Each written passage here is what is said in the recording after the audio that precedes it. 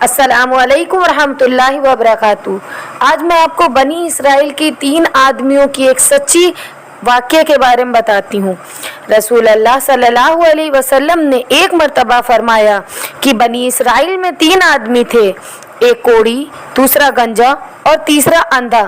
خداوند تعالیٰ نے ان کو آزمانا چاہا اور ان کے پاس ایک فرشتہ بھیجا۔ پہلے وہ کوڑی کے پاس آیا اور پوچھا، تجھ کو کیا چیز پیاری ہے؟ اس نے کہا، مجھے اچھی رنگت اور خوبصورت کھال مل جائے اور یہ بلا جاتی رہے جس سے لوگ مجھ کو اپنے پاس بیٹھنے نہیں دیتے اور گھن کرتے ہیں۔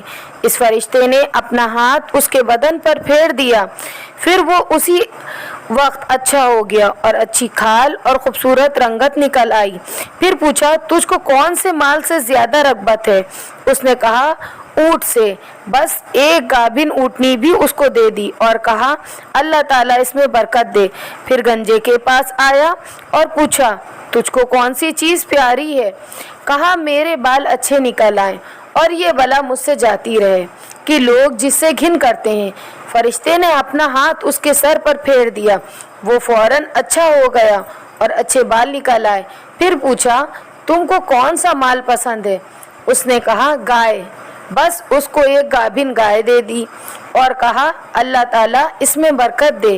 پھر اندھے کے پاس آیا اور پوچھا، تجھ کو کیا چیز چاہیے؟ کہا، اللہ تعالیٰ میری نگاہ درست کر دے کہ سب آدمیوں کو دیکھوں۔ اس فرشتے نے آنکھوں پر ہاتھ پھیر دیا اور اللہ تعالیٰ نے اس کی نگاہ درست کر دی۔ پھر پوچھا، تجھ کو کیا مال پیارا ہے؟ کہا، بکری۔ بس اس کو ایک گابن بکری دے دی۔ تینوں کے جانوروں نے بچے دیے۔ تھوڑے دنوں میں اس کی اونٹنی سے جنگل بھر گیا اور اس کی گاؤں سے، اس کی بکریوں سے۔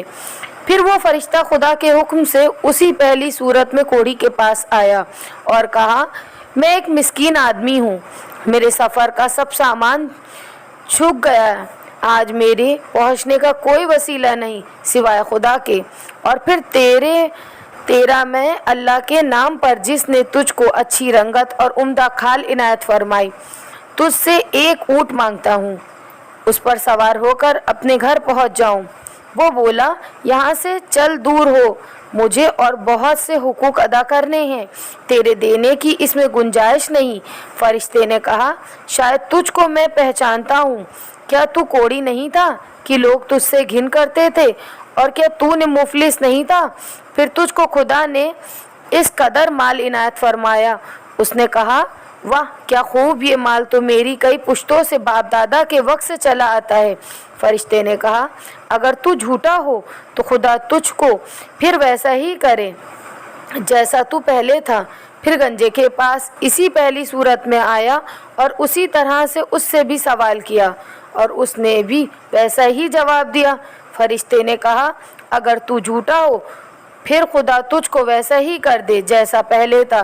پھر اندھے کے پاس اسی پہلی صورت میں آیا اور کہا، میں مسافر ہوں، بے سامان ہو گیا ہوں، آج بہر خدا کے اور پھر تیری کوئی وسیلہ نہیں ہے، میں اس کے نام پر جس نے دوبارہ تجھ کو نگاہ بخش سے ایک بکری مانگتا ہوں، اس نے اپنی کارروائی کر کے سفر پورا کروں۔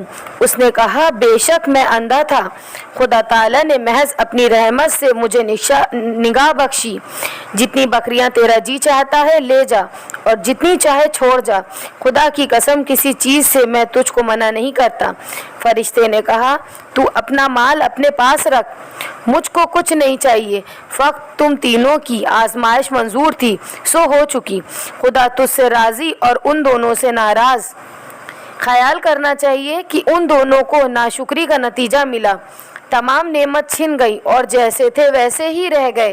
خدا ان سے ناراض ہوا، دنیا اور آخرت دونوں میں نامراد رہے، اور اس شخص کو شکر کی وجہ سے کیا عوض ملاقی نعمت بحال رہی، اور خدا اس سے خوش ہوا اور دنیا اور آخرت میں شادبہ مراد ہوا۔ ہم لوگوں کو بھی اللہ کا شکر ہر حال میں کرنا چاہیے اور اپنے لیے ہمیشہ اللہ سے ہی دعا مانگنی چاہیے۔ اگر آپ کو میری یہ ویڈیو پسند آئی تو میرے چینل کو لائک اور سبسکرائب کریں۔ ملتے ہیں میری نیکسٹ ویڈیو میں۔ اللہ حافظ۔